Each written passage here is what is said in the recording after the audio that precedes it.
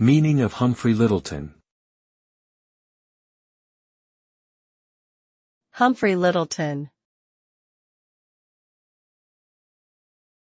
Humphrey Lyttleton. Humphrey Lyttleton. Humphrey Lyttleton. Humphrey Lyttleton, 1921–2008, was an English jazz musician and broadcaster.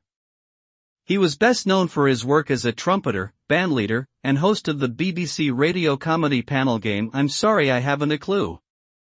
Lyttleton played with many notable jazz musicians throughout his career, and was an influential figure in the British jazz scene.